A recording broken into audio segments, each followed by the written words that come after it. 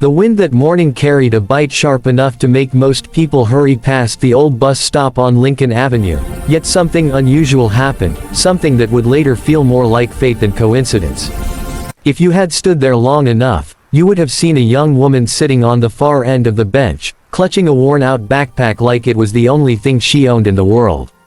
Her hair was messy, her eyes tired, and her clothes carried the dust of many nights without a roof. Most people walking by stole quick glances at her, then looked away, as if acknowledging her existence would require more compassion than they had time for. But then the bus stop fell silent. A little girl, no older than 6, stood in front of the young woman, staring at her with a curiosity too pure to be polite and too gentle to be intrusive. She held a small red lunchbox shaped like a cartoon strawberry, and in the other hand, a paper drawing that flapped in the wind. Her mother, distracted by a phone call, stood a few steps away with her back turned. The little girl didn't speak at first. She simply stared, her big hazel eyes scanning the woman's face as if trying to solve a puzzle only she could see. The young woman noticed her eventually and offered a weak smile, not out of joy, but out of the instinctive politeness she still held onto despite the world treating her like a shadow. She looked away again, embarrassed by the thought that even a child might be judging her. But the little girl stepped closer. "Are you sad?" she asked in a small voice, tilting her head. The young woman stiffened. She wasn't used to anyone asking her anything, let alone something so direct. Most people treated her like she was invisible. Or worse, like she didn't belong on the same planet. "I'm fine," the woman murmured, but her voice cracked in a way that betrayed the truth. The little girl studied her for a moment longer, then sat right beside her, closer than most adults would have dared. Their shoulders almost touched. The woman blinked, startled by the child's lack of fear. "My name is Emma," the girl announced proudly. "My teacher says I talk too much, but my daddy says that means I have a big heart." The woman couldn't help a slow, reluctant smile. "I'm Lily," she replied quietly. Emma swung her feet under the bench, kicking lightly at the air. "Why are you sitting here all alone?" she asked, completely unaware that her question dug deeper than she intended. Lily hesitated. How could she explain homelessness to a 6-year-old without breaking something fragile inside the child's imagination? "I'm just waiting," she said instead. "For a bus?" Emma asked. "For something better, I guess." Emma squinted at her like she was trying to understand a math problem she hadn't learned yet. Then she leaned closer. "Are you cold?" she whispered. Lily shook her head, though her fingers trembled visibly. She shoved them inside her sleeves, hoping the girl wouldn't notice, but children rarely miss the things adults overlook. Without hesitation, Emma unzipped her strawberry lunchbox and pulled out a pair of bright pink mittens decorated with tiny embroidered stars. "Here," the child said, placing them on Lily's lap. "Mommy got me new ones. These are extra." Lily's heart tightened. It had been so long since someone had given her anything, not out of pity, not out of obligation, but simply out of kindness. "I can't take these," she whispered. Emma frowned. "Why not?" "Because they're yours." Emma shook her head confidently. "My teacher says sharing is caring. If someone's cold, you help them. That's the rule." Lily let out a shaky laugh, but it was cut short when she felt tears threatening to spill. She swallowed them back, refusing to cry in front of a child. She looked toward Emma's mother, who was still turned away, arguing with someone on her phone. The woman had no idea her daughter had wandered into the life of a stranger. Emma suddenly asked, "Do you have a home?" The question hit Lily harder than the cold wind. She opened her mouth, closed it, then tried again. "Not right now." Emma nodded with the seriousness of someone far older than 6. "Sometimes mommy says people get lost," she said simply. "Are you lost too?" Lily took a long breath. "Yeah," she admitted softly. "I guess I am." Emma looked at her for a long moment, then gently rested her drawing on Lily's lap. It was a simple picture, 2 stick figures holding hands. One small, one tall. A house drawn behind them, crooked but colorful. Above it, in large uneven letters, the child had written, "Home." The drawing cut through Lily like a warm knife through ice. "My teacher said we had to draw our family," Emma explained. "But I didn't finish it yet cause I didn't know who to put." Lily blinked slowly. "What do you mean?" Emma looked down at her shoes. Daddy left when I was little, she said matter-of-factly, the way children repeat things they don't fully understand. Mommy works a lot and she's always tired. So my teacher said I could draw anyone I want, like someone I wish I had. She pointed at the taller stick figure. That's the mommy I wish I had, she whispered. The kind who smiles, and hugs a lot, and makes pancakes on Sundays. Mommy doesn't hug much anymore. Lily felt something heavy but gentle wrap around her heart. The honesty of a child could either heal or shatter you, sometimes both. Emma looked at her again, her eyes filled with a softness that felt almost unreal. You look like her, she whispered. You look like the mommy I draw. Lily's breath caught. She didn't know what to say. No one had looked at her with that kind of hope in years. Then Emma leaned closer, so close that Lily felt the warmth of her little breath on her cheek. You need a home, and I need a mother. The sentence hung in the air like destiny trying to speak through the mouth of a child. Lily's entire world stilled. Suddenly, the cold didn't matter. The hunger didn't matter. The shame she'd carried like a weight for so long, none of it mattered. For the first time in years, someone wasn't looking at her with fear, judgment, or disgust. They were looking at her with need. Real, honest need. Before Lily could respond, Emma's mother finally turned around and gasped in horror. Emma, sweetheart, don't talk to strangers. She rushed forward, grabbing the little girl's arm and pulling her away from the bench. Emma protested. But mommy, she's nice. Her mother shot Lily a quick, uncomfortable glance, one that carried both apology and the automatic fear society had taught her. She didn't say a word, just tugged Emma behind her. But Emma twisted around at the last second. Don't go, she cried. You need a home and I need a mommy. People in line turned to stare. Lily felt her face burn with shame she didn't want to feel, but beneath that shame was something profound. A pull, a connection, a crack in her heart that let a single ray of warmth inside.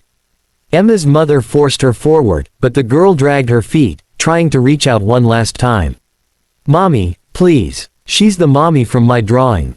I know it. Emma, enough. Her mother snapped. Emma burst into tears. Lily watched helplessly, feeling both seen and invisible at the same time. Seen by the child, ignored by the world, and then the bus arrived, roaring to a stop. Emma and her mother stepped on. Lily didn't move. She couldn't. Her entire body felt frozen, not from cold, but from the weight of what had just been said. As the bus door started to close, Emma pressed her hands against the window, crying silently. Please, she mouthed. Don't leave. The bus pulled away. Emma's tiny face disappeared behind glass and smoke. And Lily was left on the bench, trembling, the pink mittens resting in her lap and the drawing still clutched in her hands. She didn't understand why the child's words hit so deep. But she knew one thing. That girl had seen something in her. Something worth saving. Something Lily had forgotten existed. And as she stayed there, staring at the fading outline of the bus, she felt something she hadn't felt in a very long time. A reason to get up. A reason to try. A reason to hope. Lily sat frozen long after the bus disappeared, long after the cold seeped deeper into her skin, long after the morning crowd thinned. She stared at the child's drawing in her trembling hands. Two figures holding hands. A house behind them. A messy sun in the corner. Crayons pressed too hard, lines uneven, but the meaning unmistakable. A home. A mother. And somehow, impossibly, Lily. She pressed the drawing against her chest and lowered her head. A single tear escaped despite her effort to control herself. She had survived storms, hunger, abuse, loneliness, but nothing had ever broken her open the way that little girl's words did. You need a home, and I need a mother. Children had a way of seeing through the fog that adults created around themselves. They didn't look at the dirt on your clothes or the exhaustion carved into your face, they looked at your soul.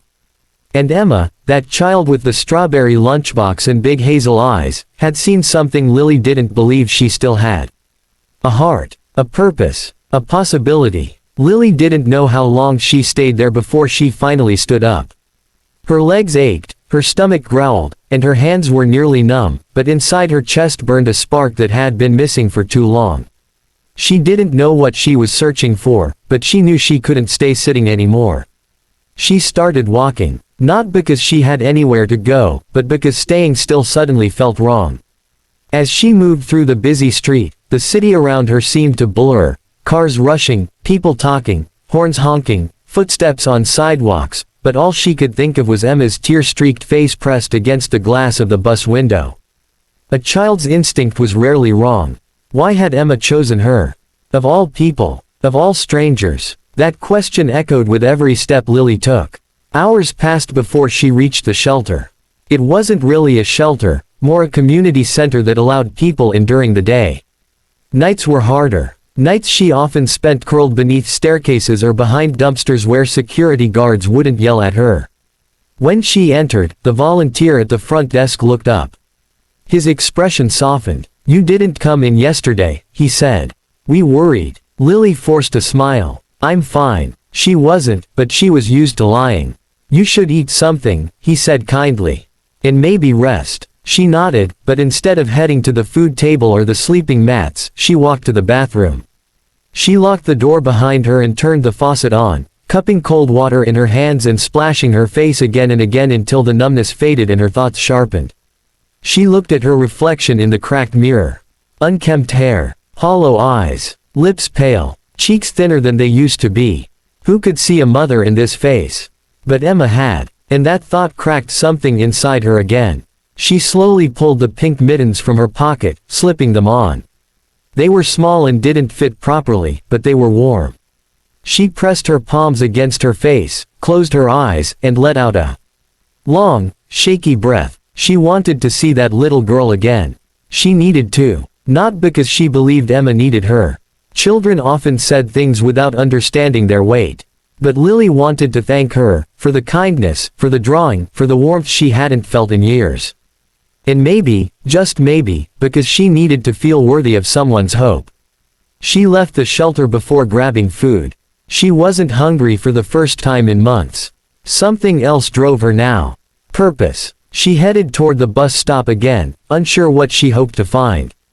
It was empty, of course.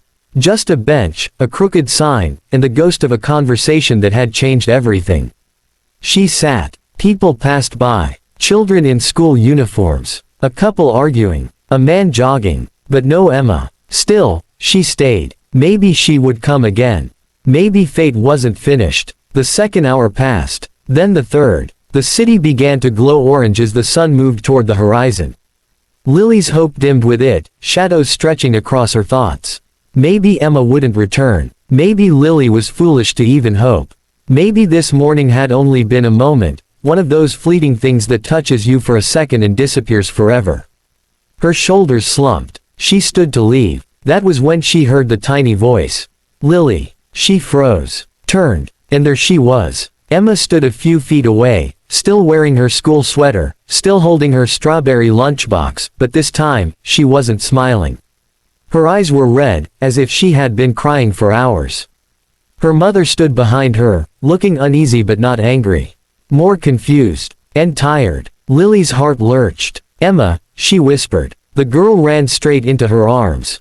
Lily dropped to her knees, hugging her tightly before she could think twice.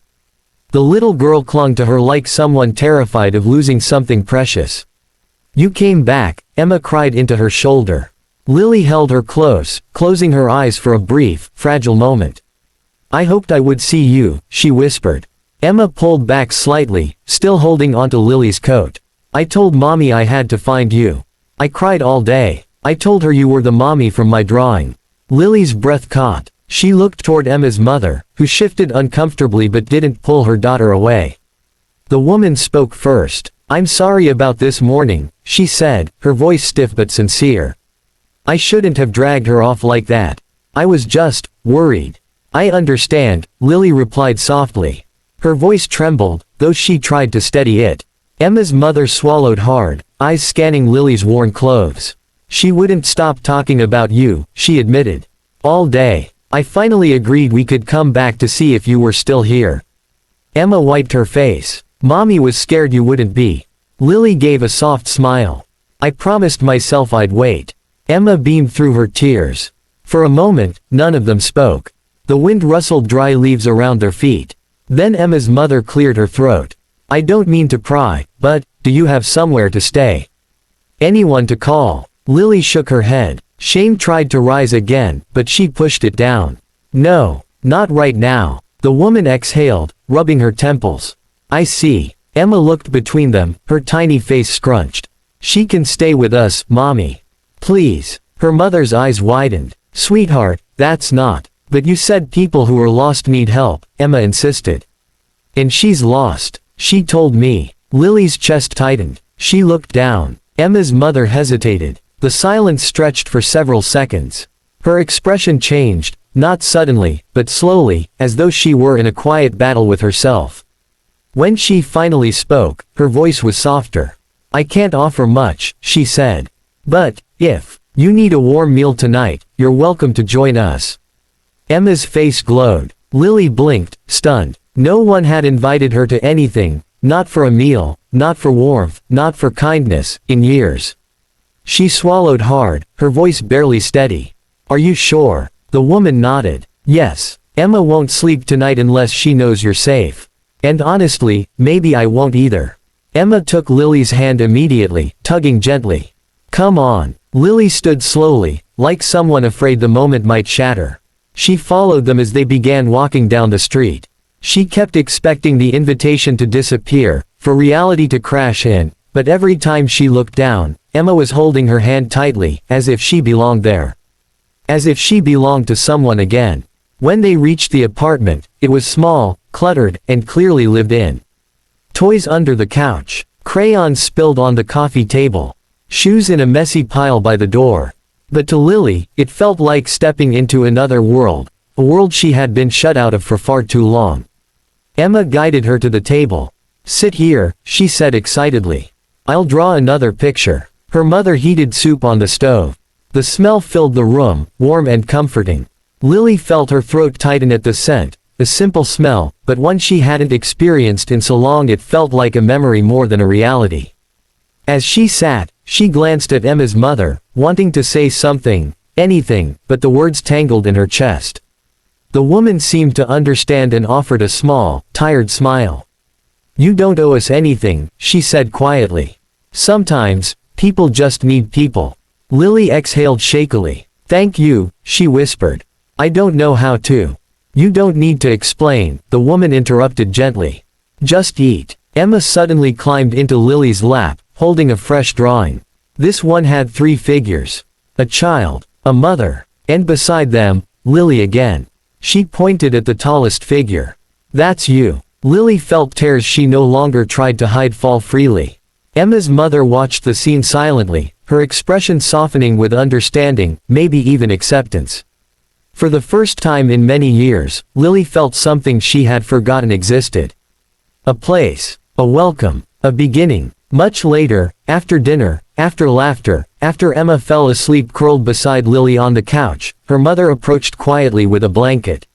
She hasn't connected with anyone like this in a long time, she whispered. Her father leaving, it broke something in her. She doesn't trust easily. Lily brushed a strand of hair from Emma's forehead. Neither do I. The woman nodded. Maybe that's why she chose you. They sat in silence a long moment. Then Emma's mother said something Lily would never forget. I don't know what you need, but if you want, we can figure it out together. One day at a time. Lily looked up, tears shimmering again. And for the first time in years, she said the truth out loud. I want a home. The woman gave a gentle nod. Then stay. For tonight. For tomorrow. And we'll see where it goes. Lily whispered, thank you. When she looked down at Emma sleeping peacefully in her lap, she felt something settle, something take root deep inside her, something she thought she could never have again. A family. Not perfect. Not planned. But real. Because on a cold morning at a bus stop, a little girl had looked at a homeless stranger and seen not what the world saw, but what the heart recognized. You need a home, and I need a mother. And sometimes, fate speaks through the smallest voices. Sometimes, a child's words rewrite the stories adults are too afraid to change. Sometimes, a family begins in the most unexpected place of all. A bus stop on a cold morning. And from that moment on, none of their lives were ever the same.